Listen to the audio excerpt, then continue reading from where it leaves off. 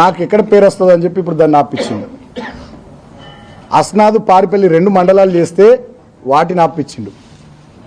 చెన్నూరు ఎత్తిపోతల పథకం 1600 కోట్లతో కేసీఆర్ గారు శంకుస్థాపన చేసి పనులు ప్రారంభిస్తే 1,00,000 ఎకరాలకు నీళ్ళు ఇస్తాం చెన్నూరు నియోజకవర్గంలో 365 చెరువులను లింక్ చేస్తూ దాన్ని ఆపించిండు.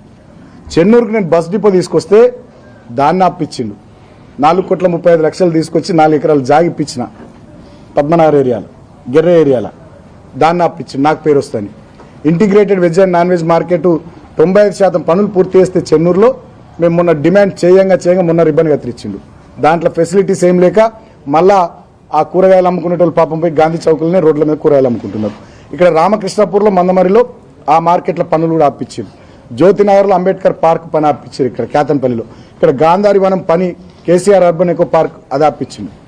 ఇదే కేతన్పల్లి మున్సిపాలిటీ పరిధిలో రామకృష్ణాపూర్లో మేమున్నప్పుడు నా హయాంలో కేసీఆర్ గారి నాయకత్వంలో 3,360 కుటుంబాలకు సింగరేణి ఖాళీ స్థలాలు ఇల్లు కట్టుకున్న వాళ్ళకి జీవో 76 ద్వారా పట్టాలు ఇచ్చినాం. ఇప్పుడు వీళ్ళు వచ్చిన తర్వాత 1,400 అప్లికేషన్స్ పెండింగ్ ఉన్నాయి. ఒక్క పట్టా ఇయ్యలే 2 ఏళ్లల్లా. కేతన్పల్లి మున్సిపాలిటీలో ఒక్కరికి పట్టా ఇయ్యడట, కానీ కేతన్పల్లి మున్సిపాలిటీలో ఆ పీఠం ఈయనకు కావాలి. కేతన్పల్లి మున్సిపాలిటీలో పట్టా ఒకటి ఇయ్యరు, కేతన్పల్లి మున్సిపాలిటీ పీఠం మాత్రం కావాలి మెజారిటీ రాకున్నా. ఇది ఆయన చేస్తున్నటువంటి అరాచకం, దౌర్జన్యం. అదేవిధంగా చెన్నూరులో నేను 50 పడకల ఆసుపత్రి కట్టిన 32 కోట్లతోని 100 పడకల ఆసుపత్రి తీసుకొచ్చినాం. దాని పనులు ఆపేసిండు. అంటే ఇట్లా అభివృద్ధికి సంబంధించినటువంటి ఒక్క పని చేయకుండా గతంలో మేము తెచ్చిన పనులను ఆపించి, గతంలో ఇక్కడికి నేను తెచ్చిన 25 కోట్ల ఎస్డిఎఫ్ నిధులు, మందమరికి నేను తెచ్చిన ఎస్డిఎఫ్ 25 కోట్ల నిధులు, చెన్నూరుకు నేను తెచ్చిన ఎస్డిఎఫ్ 25 కోట్లు, టీయూఎఫ్ఐడిసి 28 కోట్ల నిధులు. ఆ నిధులతోనే మొన్న మున్సిపల్ ఎన్నికల ముందు కంకర కుప్పలు పోసుడు, శిలాఫలకాలు పెట్టుడు ఎక్కడ కేతన్పల్లి మున్సిపాలిటీ, చెన్నూరు మున్సిపాలిటీలో. ఏదో ఇక నడిచిపోతుంది హడావిడి కొబ్బరికాయలు కొట్టుడు, అది కొట్టుడు, ఇది కొట్టుడు చేసి 4 ఓట్లు డబ్బాలు వేయించుకునేటటువంటి ప్రయత్నం చేసిర్రు. సరే, నేను ఇప్పటికైనా మంత్రి గారికి హితవు పలుకుతా ఉన్నా. ఇక నన్ను తిట్టుడు, నా మీద కక్షతోని ఈ నియోజకవర్గానికి నష్టం చేసుడు బంద్ చేయి. ఎలాగ నీ కళ నెరవేరుతుంది అనుకుంటున్నా. ఇవాళ మీ కళ నేను జైలుకోవడే కదా. ఇవాళ ఎలాగ నన్ను పంపిస్తున్నారు. ఇక తృప్తిగా మంచిగా భోజనం చేసి పండుకోరి, రాత్రి నుంచి బువ్వ తిన్నారో లేరో, ఇవాళ మీ కళ నెరవేరుతుంది కాబట్టి తృప్తిగా ఉండుర్రి. నాకేం బాధ లేదు. నేను ఒకటే కోరుతున్నా, ఇప్పటికైనా జిల్లా అధికార యంత్రాంగం, రాష్ట్ర ఎన్నికల కమిషన్ పారదర్శకంగా కేతన్పల్లి మున్సిపాలిటీ ఎన్నిక జరపాలి. 22 వార్డులలో 14 వార్డులు మేము గెలుచున్నాం. ఖచ్చితంగా కౌన్సిల్ మాదే. మీరు ఎప్పుడు ఎన్నిక జరిపినా కౌన్సిల్ డెఫినెట్గా మేమే గెలుచుకుంటాం. వీలైనంత తొందరలో ఎన్నిక జరపాలి. అది కూడా మా అభ్యర్థుల్ని బెదిరించకుండా. ఈ కలెక్టర్ అనేటోడు, ఈ కమిషనరు, ఎంఆర్ఓ మీ ఇల్లు కూడా కొడతారు, మిమ్మల్ని ఇబ్బంది పెడతారని చెప్పి వీళ్ళే మాట్లాడుతున్నారట. కాంగ్రెస్ ఏజెంట్లు అయిపోయి ఈ పోలీసు వాళ్ళు అయితే పేరుకే పైన కాకి డ్రెస్. కోరిక కూడా తీరింది, మంత్రి గారి కోరిక తీరింది. మంత్రి గారి పోలీసులు అంటే ఇప్పుడు కాంగ్రెస్ పార్టీకి అనుబంధ విభాగాలు ఉంటాయి. విద్యార్థి విభాగాన్ని ఎన్ఎస్సీఏ అంటారు, యూత్ విభాగాన్ని యూత్ కాంగ్రెస్ అంటారు. అట్లా ఈ ఏరియాలో కాంగ్రెస్ పార్టీకి పోలీసు డిపార్ట్మెంట్ ఒక అనుబంధ విభాగం అయిపోయింది. ఈ రెవెన్యూ డిపార్ట్మెంట్ కలెక్టర్ నుంచి ఎంఆర్ఓ దాకా ఇది ఇంకో అనుబంధ విభాగం. ఈ మంచిర్యాల జిల్లాలో ఏం జరుగుతుందంటే మంత్రి గారికి రెవెన్యూ డిపార్ట్మెంట్ కాంగ్రెస్ పార్టీకి ఒక అనుబంధ విభాగం. అంటే దానికంటే ఇంకా మంచిగా చెప్పాలంటే మంత్రి గారికి V6 ఛానల్ ఉంది కదా, వెలుగు పేపర్ ఉంది కదా, విశాఖ ఇండస్ట్రీస్ కంపెనీ ఉంది కదా, ఇవి 3 ఈ మంచిర్యాల జిల్లా రెవెన్యూ డిపార్ట్మెంట్ ఒక విభాగం, తర్వాత ఈ పోలీస్ డిపార్ట్మెంట్ ఒక విభాగం. ఆ డీసీపీ నుంచి మొదలుకొని ఇక్కడ ఎస్ఐ దాకా, రామకృష్ణపూర్ ఎస్ఐ దాకా అందరూ ఉడిగం చేస్తూ ఉన్నారు. కానీ రాష్ట్ర ప్రజానీకం గమనిస్తూ ఉంది, నియోజకవర్గం ప్రజానీకం గమనిస్తూ ఉంది.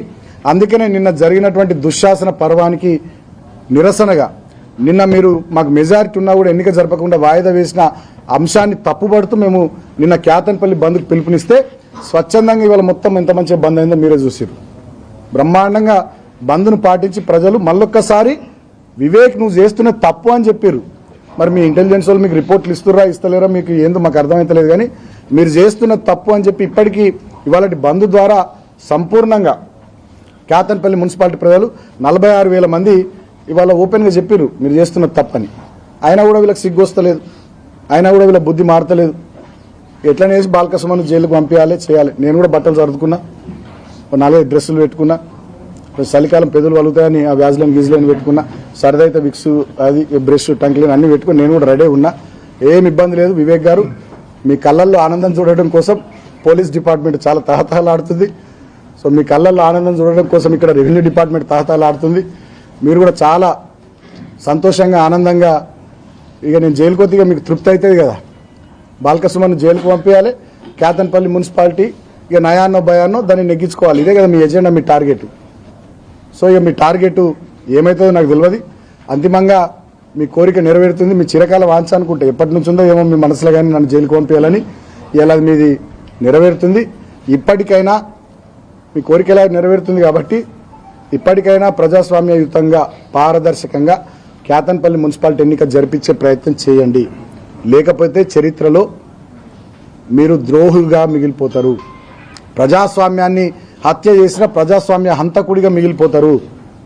పట్టపగలే కేతన్పల్లి మున్సిపాలిటీలో మీరు నిన్న చేసినటువంటి దుశ్శాసన పర్వంతో ఇప్పటికే ప్రజలంతా చీత్తు అని మిమ్మల్ని తిట్టుకుంటున్నారు. ఇప్పటికైనా మీ వైఖరి పద్ధతి మార్చుకోండి అని చెప్పి నేను మంత్రి గారికి తెలియజేస్తా ఉన్నా. జిల్లా అధికార యంత్రాంగం కూడా మీరు కూడా మొత్తం బానిసల లెక్కన అయిపోయారు, కాంగ్రెస్ పార్టీ తొత్తులు అయిపోయారు. ప్రజలు మిమ్మల్ని కూడా తిట్టుకుంటున్నారు. మీ వైఖరి మార్చుకోకపోతే డెఫినెట్గా రాబోయే రోజుల్లో ప్రజలు కాంగ్రెస్ పార్టీకి, జిల్లా అధికారులకు కూడా బుద్ధి చెప్తారు. ముఖ్యంగా పోలీసు వాళ్ళు చాలా ఓవర్ చేస్తున్నారు. మీరు అధికారం ఇవ్వని అయ్యే సొత్తు కాదు, వీళ్ళేం చక్రవర్తులు కాదు, ఇదేం వీళ్ళ సామ్రాజ్యాలు కావు. డెఫినెట్గా మా టైం కూడా వస్తుంది. కానీ మా టైం వచ్చినా కూడా మీరు అనుకుంటున్నట్టున్నారు మా టైం వస్తే మళ్ళీ మీ దగ్గరికి వస్తాం సార్, అప్పుడు గవర్నమెంట్ చెప్పింది మేమేం చేస్తాం, వీఆర్ లాయల్ టు చైర్ కదా సార్, గవర్నమెంట్ చెప్పినట్టు వినాలి కదా సార్ అని మీరు ఏదో సన్నాయి నొక్కులు నొక్కితే నడవదు. అది కూడా చెప్తున్నా, అప్పుడు కూడా నడవదు. డెఫినెట్గా ఎవరెవరైతే అధికారులు ఎక్కువ చేస్తున్నారో నేను అందరిని అంటలేను. మళ్ళీ దీన్ని ఇంతమంది బిట్ కట్ చేసి అధికారులను తిట్టిన బాల్కసుమన్ అని పెడతారు.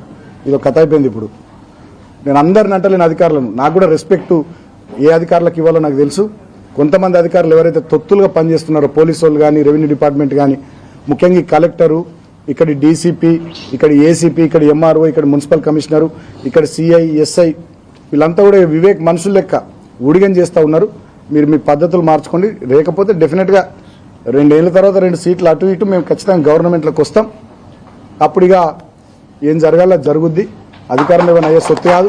కాబట్టి ఇప్పటికైనా మీ వైఖరి మార్చుకోవాలని చెప్పి నేను అధికారులకు హితవు పలుకుతూ ఇవాళ కేతన్పల్లి మున్సిపాలిటీ బంద్ను ఏకపక్షంగా విజయవంతం చేసిన కేతన్పల్లి మున్సిపాలిటీ ప్రజలందరికీ హృదయపూర్వకంగా నేను చేతులు జోడించి కృతజ్ఞతలు తెలియజేస్తా ఉన్నా. ఎంత అప్రజాస్వామికమైనటువంటి నియంతృత్వ వైఖరితోని మంత్రి గారు దుర్మార్గపు చర్యలకు ఒడిగట్టినా మీరు మా వైపు నిలబడ్డందుకు, పోలీసులు వచ్చి వాళ్ళ బీజోన్ సెంటర్లో రాజీవ్ చౌక్లో షాపులు తీయమని చెప్పి బెదిరించిన వాళ్ళు షాపులు తీయలే. హ్యాట్స్ ఆఫ్ తెలియజేస్తున్నా నేను మా వ్యాపారస్తులకు.